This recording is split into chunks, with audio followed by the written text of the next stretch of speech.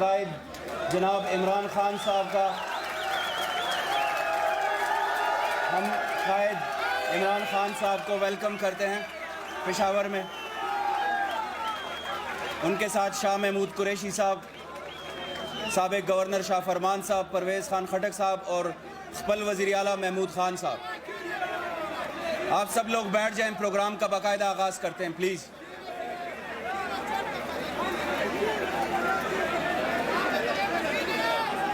सब लोग अपनी अपनी जगहों पर चले जाएं प्लीज़।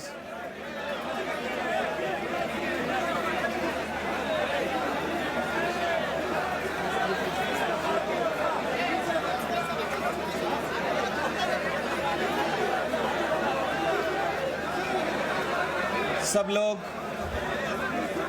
लोग नज़्म व ज़ब्त का मुज़ाहिरा करें। कायद पहुंच चुके हैं, प्लीज़ आप लोग अपनी अपनी नशिस्तों पर बैठ जाएं।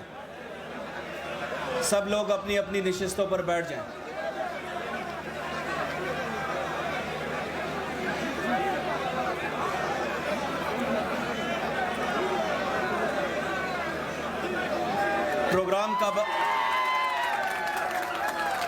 प्रोग्राम का बाकायदा आगाज़ तिलावत कलाम पाक से करते हैं, जिसके लिए मैं दावत देता हूँ फैसल बशीर साहब को, मौलाना फैसल बशीर साहब।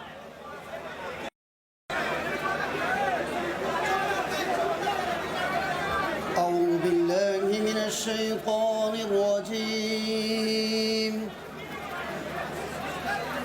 बिस्मिल्लाहिर रहमानिर रहीम।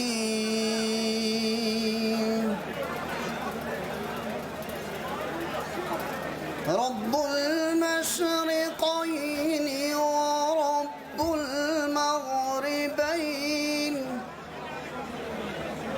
फबिअय्यि आलाइ रब्बिकुमा तुकज़्ज़िबान। मरजल बहरैनि यल्तक़ियान बैनहुमा बरज़ख़ुन ला यबग़ियान फबिअय्यि आलाइ रब्बिकुमा तुकज़्ज़िबान।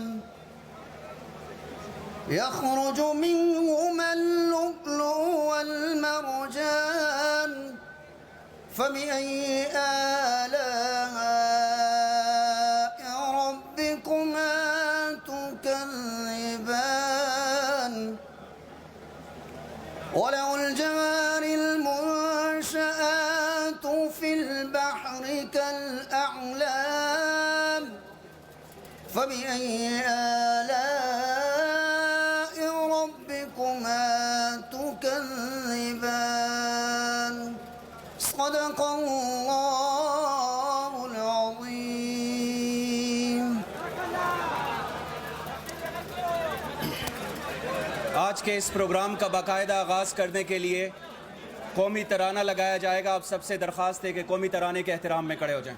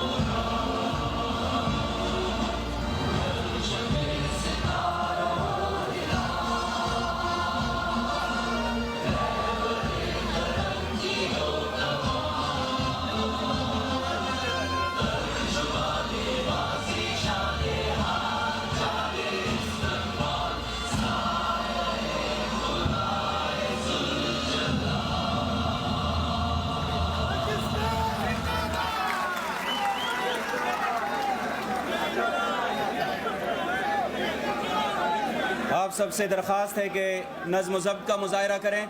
मैं बग़ैर किसी तात्तुल के और ताख़ीर के आप सब के भरपूर इस्तकबाल में नए पाकिस्तान के बानी हम सब के कायद जनाब इमरान खान साहब को दावत खिताब देता हूँ।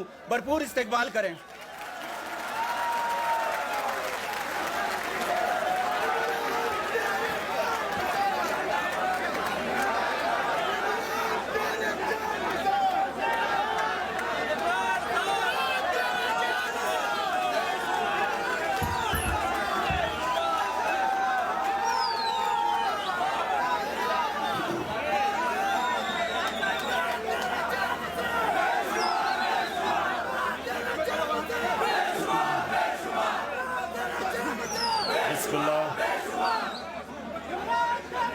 बस बस बस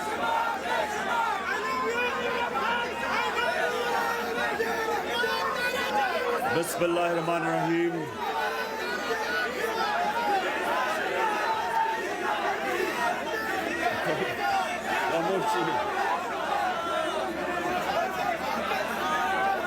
बिस्मिल्लाहिर्रहमानिर्रहीम।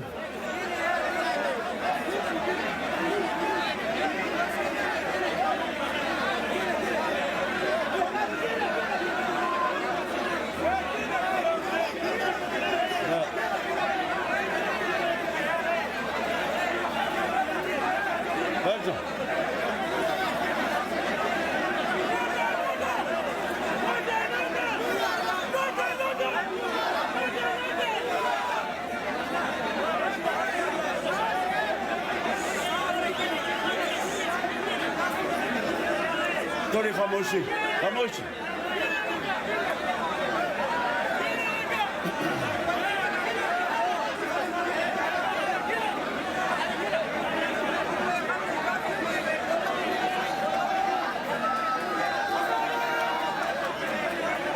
बिस्मिल्लाहिर्रहमानिर्रहीम।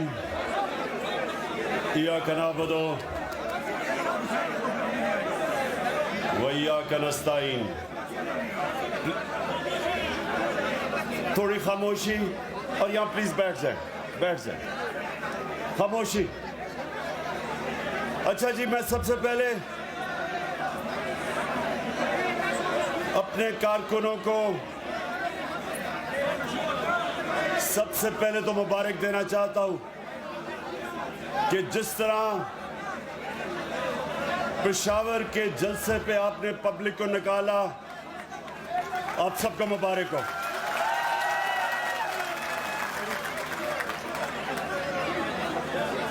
उसके बाद खामोशी बस। उसके बाद जो मेरा आज यहां आने का मकसद है वो ये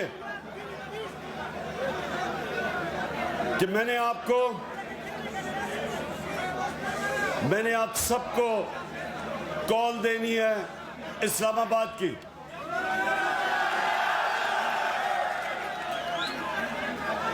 लेकिन उससे पहले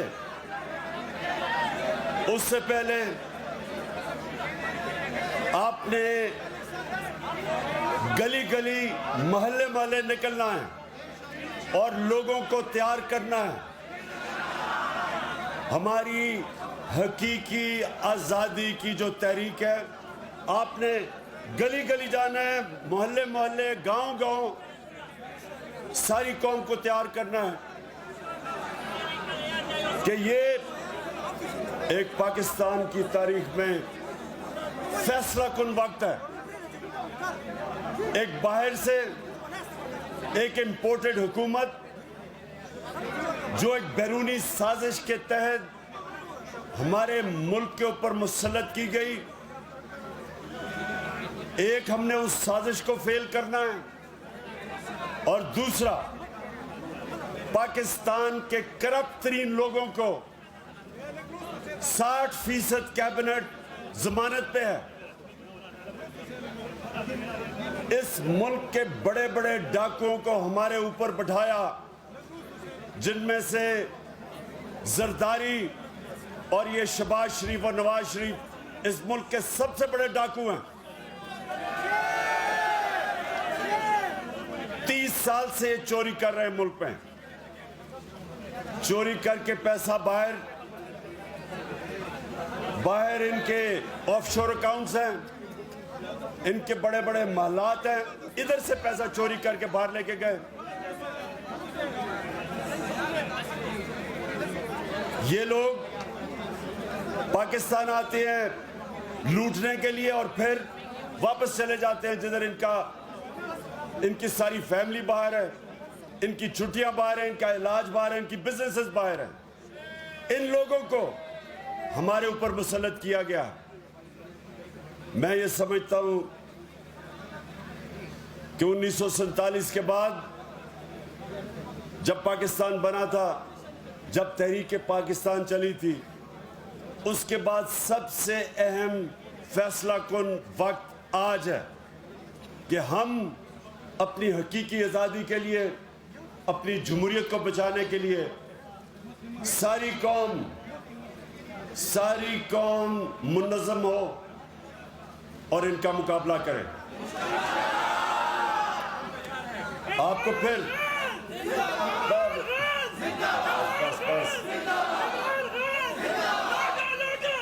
ये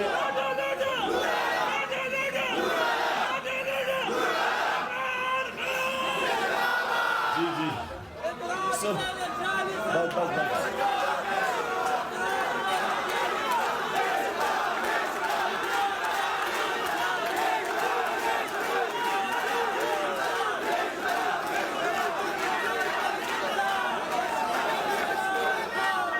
सो मेरे पख्तूनख्वा के कारकुनों, पहले जरा मुझे आपने ये मेरे से वादा करना है कि ये आपने अपने मुस्तकबिल की जंग लड़ने के लिए हर गली गली जाना है, मोहल्ले मोहल्ले जाना है, लोगों को इकट्ठा करना है।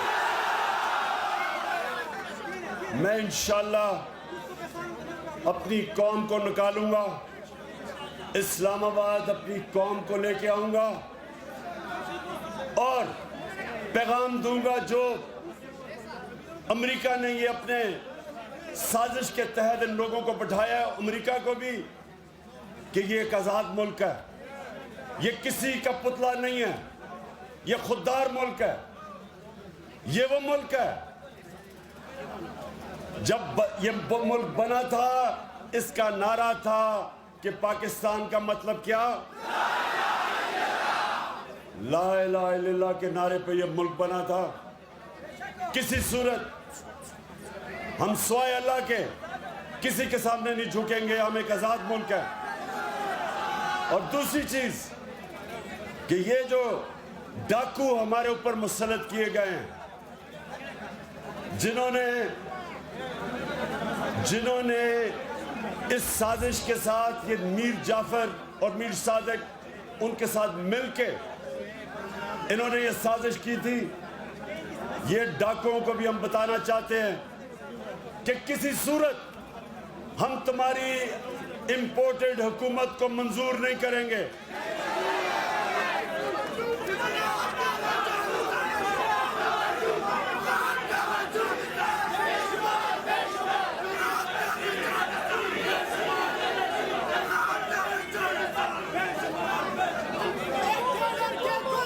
मेरे पख्तूनख्वा के नौजवानों, ये जो आपका जुनून है इसको भी बचा लें, इसको सेव कर लें, क्योंकि इसकी जरूरत पड़ेगी आपकी मुझे इस्लामाबाद में।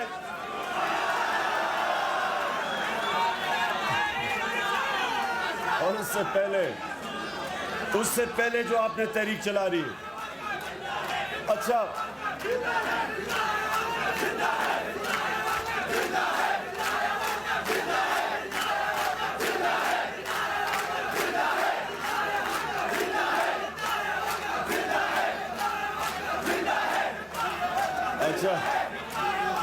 अच्छा एक और वादा कि पख्तूनख्वा से कितने लौटे हुए, एक ही हुआ है?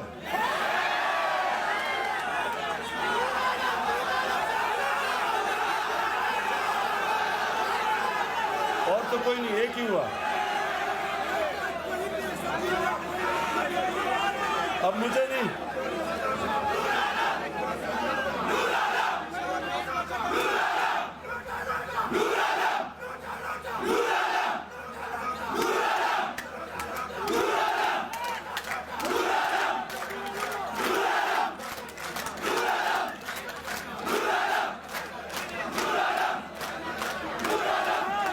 कारकुनों, एक मिनट से सुने सुने सुने, आपको एक मिनट सुनो। देखें, मैं इंतजार कर रहा हूं कि नूर आलम अपने हलके में आए और वोट मांगे लोगों से, और इंशाअल्लाह पाकिस्तान में भी जिधर जिधर ये लौटे जाएंगे वोट मांगने के लिए, मैं इंतजार कर रहा हूं कि इनके लोग, इनकी अवाम इनसे क्या करेगी, मैं उसकी इंतजार कर रहा हूं। देखिए, अमेरिका ने ईरान में भी 1950 की दिहाई में उन्होंने वहां भी रजीम चेंज की, यानी हुकूमत बदली।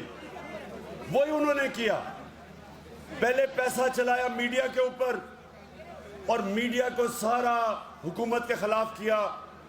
मुसद्दक की हुकूमत थी ईरान में, उसके खिलाफ किया। फिर पैसा चलाया और उनके जो उसकी पार्टी के सियासतदान थे उनको खरीदा और फिर ऑपोजिशन से मुजाहरे करवाए।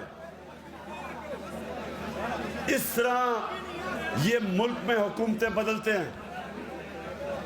चिली के अंदर भी यही किया, पहले इन्होंने पैसा चलाया, ऑपोजिशन को इकट्ठा किया, फिर उसकी पार्टी के अंदर लोगों को खरीदा, मीडिया के ऊपर पैसा चलाया, और यही इन्होंने पाकिस्तान में किया।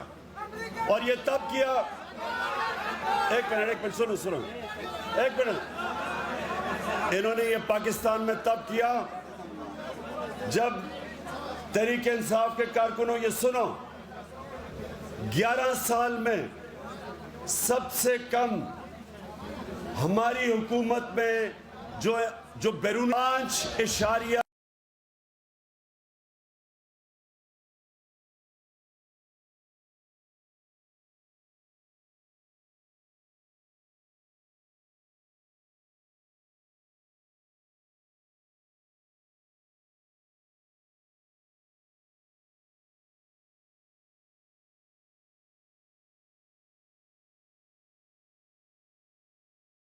6% के ऊपर वो बढ़ रही थी, 5.6% पे तब बढ़ रही थी, खसारा कम करके। सारे बर्रे सगीर में सबसे कम बेरोजगारी पाकिस्तान में थी। ये जो कोरोना था सारी दुनिया में तबाही मचाई। पाकिस्तान वो मुल्क था जो दुनिया ने मिसाल दी कि सबसे बेहतर तरीके से कोरोना वायरस का मुकाबला जिस मुल्क ने किया, टॉप 3 मुल्कों में उनमें पाकिस्तान था, जिसने अपने लोगों को भी बचाया, वायरस से भी बचाया, अपनी माइशत को भी बचाया। उसके बावजूद, और ये वो गवर्नमेंट, पहली गवर्नमेंट हटाई गई है जिसके ऊपर कोई करप्शन के इल्जामात नहीं, प्राइम मिनिस्टर को कोई बाहर बड़े बड़े मालात नहीं खरीदे, कोई फैक्ट्री नहीं लगाई, कोई रिश्तेदारों को ऊपर नहीं लेके आया। और हमारी हुकूमत को साजिश से तब गिराया गया जब इनको पता था कि मुल्क हमारी गवर्नमेंट हर मुश्किल वक्त से निकल गई। जो महंगाई की बात करते हैं सारे, मैं आज भी कहता हूं कि दुनिया में सस्ता तरीन मुल्क आज पाकिस्तान है। दुनिया में सस्ता तरीन मुल्क है, क्योंकि आलमी महंगाई आई हुई है, सारी दुनिया में महंगाई है कोरोना की वजह से। और उस महंगाई के अंदर जो सस्ता तरीन मुल्क आज भी पाकिस्तान है। हमने डीजल और पेट्रोल की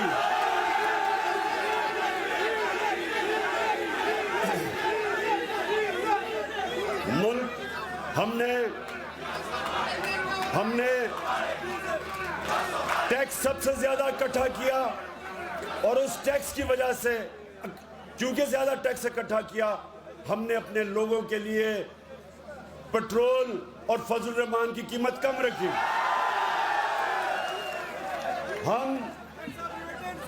हमारी वो गवर्नमेंट थी जिसने सबसे ज्यादा किसानों को फायदा पहुंचाया। हमने किसानों को उनकी फसल की पूरी कीमत दिलवाई। हमने शुगर माफिया का मुकाबला किया। जो किसानों को पैसे नहीं देते थे और पैसे कम देते थे, पूरी कीमत भी दिलवाई, वक्त पे दिलवाई। किसानों ने अपना पैसा जमीन पे लगाया और जो 5 बड़ी बड़ी फसलें थी उनमें से सबसे ज्यादा पाकिस्तान की तारीख की पैदावार हमारे जमाने में हुई पिछले साल।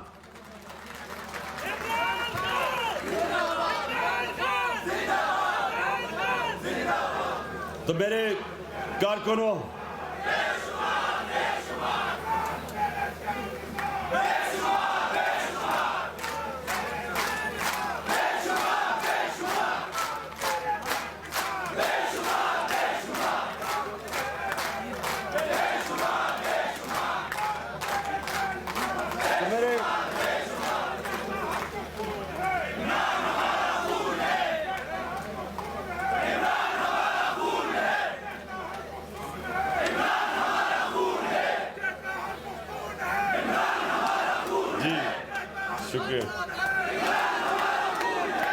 शुक्रिया। अब जरा सुने, तो ये मैं आपके सामने सिर्फ इसलिए ये चीजें रख रहा हूं कि एक हुकूमत जो मुल्क को हर मुश्किल से निकाल रही थी, जिसकी माशी परफॉर्मेंस पिछली कोई भी हुकूमत पिछले 10 साल में मुकाबला नहीं कर सकती थी, जिसने एक मुल्क वो मिला हमें विरासत में जिसका दिवालिया निकाला हुआ था, सारे इदारे तबाह किए हुए थे, वो हमें हुकूमत मिली। और मुझे फख्र है कि सारे मीडिया प्रोपेगेंडा और अपोजिशन प्रोपेगेंडा के बावजूद अल्लाह का शुक्र है कि हमारी हुकूमत सही रास्ते पर निकली हुई थी। जब यह साजिश की गई तो मैं आज ये भी आपको बता दूं नौजवानों कि कौम कैसे तबाह होती है। कौम कैसे तबाह होती है? जब आप वो करप्ट लोगों को जो 30 साल से मुल्क को लूट रहे थे, जब आप उनको बैठाते हैं तो क्या होता है? अब ये शहबाज शरीफ ने, इसने सबसे पहले चीज क्या की? 16 अरब रुपए के FIA के इसके ऊपर केस है। 16 अरब रुपए का नौकरों के नाम पे 16 अरब रुपया, जिसमें मकसूद चपड़ासी का 4.25 अरब रुपया, 370 करोड़ रुपया उसके बैंक में आया। अब एक मिनट, चुप। अब सुने, अब ये क्या किया इसने? आते साथ ही FIA में जो इन्वेस्टिगेटिव ऑफिसर्स थे उनको फारिग कर दिया, उनके खिलाफ इंतकामी कार्रवाई की, सारे अपने लोगों को ऊपर बैठा दिया। अब ये अपने केसेस खत्म करवाएगा। अब ये जब FIA को तबाह करेगा अपने केसेस बचाने के लिए, FIA और भी किसी ताकतवर डाकू को नहीं पकड़ेगी, वो सिर्फ छोटे चोरों को पकड़ेंगे। इदारा तबाह होगा। अब ये नैब को मुकम्मल तौर पे तबाह करेंगे, जिधर इसके बाकी केसेस पड़े हुए हैं। नैब तबाह होगी। FBR को ये तबाह करेंगे, क्योंकि FBR के अंदर ये टैक्स बचाना होता है। अपने आप को बचाने के लिए FBR पे जब लोग लेके आएंगे, FBR जिसने तारीखी टैक्स इकट्ठा किया, हमारे दौर में पाकिस्तान की तारीख में सबसे ज्यादा पैसा इकट्ठा हुआ है, क्योंकि हमने FBR को मजबूत किया। ये उसी FBR को कमजोर करेंगे, क्योंकि ये सारे टैक्स चोर बैठे हुए हैं। 60% कैबिनेट जमानत पे है, इन्होंने अपने आप को बचाना है, तो ये सारे मुल्क के इदारों को कमजोर करेंगे। तो होगा क्या? मेरे कारकुनों ये सुनो, क्योंकि आपने जब तबलीग करनी है लोगों के अंदर जाके, आपने लोगों को ये चीजें समझानी है। होगा क्या? नबी सल्लल्लाहु अलैहि वसल्लम ने कहा था कि कौम तब मरती है जब वो छोटे चोरों को जेलों में डालती है और ताकतवर डाकुओं को नहीं पकड़ती। ये अब आपके सामने तमाशा हो रहा है। अब FIA हमेशा के लिए ताकतवर डाकुओं को नहीं पकड़ेगी, क्योंकि जिन्होंने ये शहबाज शरीफ को और इसके बेटों पे केस बनाए थे, उनके ऊपर इंतकामी कार्रवाई हो रही है। अब सारे बाकी FIA वाले डरेंगे कि कभी हम किसी ताकतवर को ना हाथ डालें। हमें पहले मुश्किल थी, सरकारी नौकर डरते थे जब हम उन्हें कहते थे कि जो बड़े बड़े मुजरिम पे हाथ डालो, तो सरकारी नौकर डरते थे, गवर्नमेंट ऑफिशियल्स डरते थे, क्योंकि उनको डर था कि ये वापस आके इंतकामी कार्रवाई करेंगे। अब ये साजिश के जरिए इसी शहबाज शरीफ और शरीफ खानदान को वापस लाया गया और अब ये सारे इदारे इस मुल्क के तबाह करेंगे जो इन्होंने पहले किए हैं। कभी कोई गवर्नमेंट जो इदारे तबाह करती है, कभी दुनिया की तारीख में वो कभी ठीक नहीं कर सकती। और जब इदारे तबाह होते हैं तो मुल्क तबाह हो जाता है। जो गरीब मुल्क हैं वो गरीब इसलिए नहीं है कि वहाँ वसाइल की कमी है, वो गरीब इसलिए है कि उनके इदारे तबाह हो जाते हैं। वो ताकतवर डाकुओं को, मुजरिमों को नहीं पकड़ सकते, वो सिर्फ छोटे चोरों को पकड़ते हैं। वो जो लोग यहाँ से पैसा चोरी करके लंदन में महल्लात खरीदते हैं और बड़ी बड़ी बिजनेसेस चलाते हैं चोरी के पैसे से, गरीब मुल्कों का जो निज़ाम है वो इन लोगों को नहीं पकड़ सकता, इसलिए वो गरीब होते हैं, इसलिए गुर्बत होती है। तो ये जो दूसरा बड़ा एक तो साजिश हुई, दूसरा इन चोरों को जो हमारे ऊपर मुसल्लत किया गया है, इनके खिलाफ सारी कौम को खड़ा होना इसलिए है कि हमारे मुल्क का मुस्तकबिल अब खतरे में है, हमारे बच्चों का मुस्तकबिल खतरे में है। इसलिए बस पहले सुन लो, पहले बात सुनो, क्योंकि आपने जाके तबलीग करनी है लोगों में। आपने लोगों को एक मिनट सुनो। देखिए मेरे कारकुनों, सुनो गौर से बात। अब नारेबाज में मारना, पहले आपने अब लोगों के पास जाएंगे, आप उनको क्या कहेंगे? सबसे पहले आप उनको कहेंगे कि ये सारी साजिश तब शुरू हुई जब अमेरिका ने फैसला किया इमरान खान को हटाने का।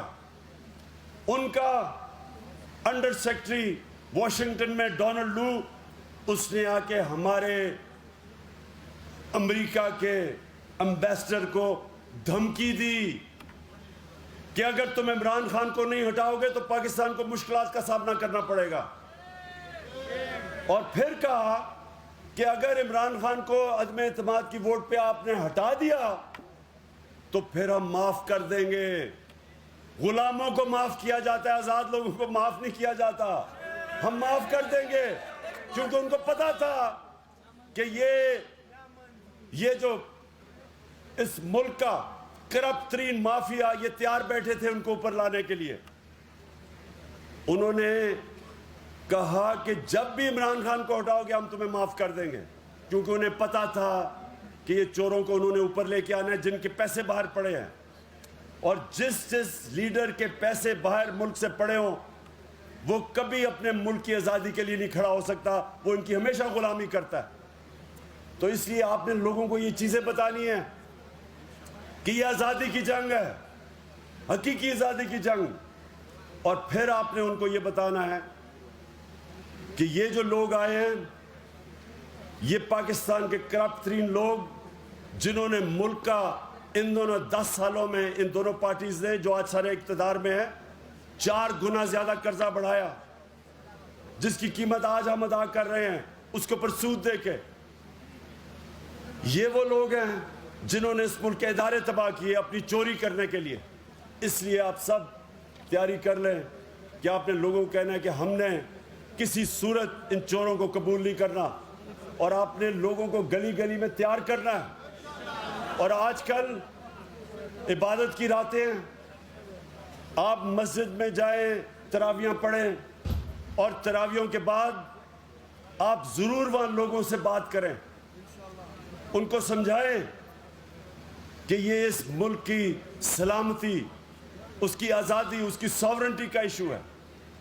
और आपने उन लोगों को सबको तैयार करना है कि ये सिर्फ तहरीक इंसाफ की नहीं, ये पाकिस्तान की जंग है। 27वीं रात को, जुमेरात की रात को, हमने फैसला किया है कि उसको हमने शब दुआ, मैं खुद मौलाना तारिक जमील के साथ उस दिन दुआ करूंगा। सारे आपने हम सब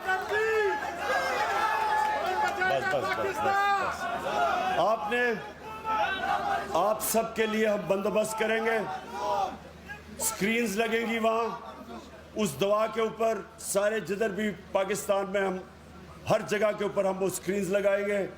27वीं की रात को 10 बजे हम सब अपने मुल्क की आज़ादी के लिए, सलामती के लिए दुआ करेंगे। इस मुल्क के मुस्तकबिल, अपने बच्चों के मुस्तकबिल के लिए दुआ करेंगे और इसकी आज़ादी के लिए और इन चोरों से आज़ादी के लिए।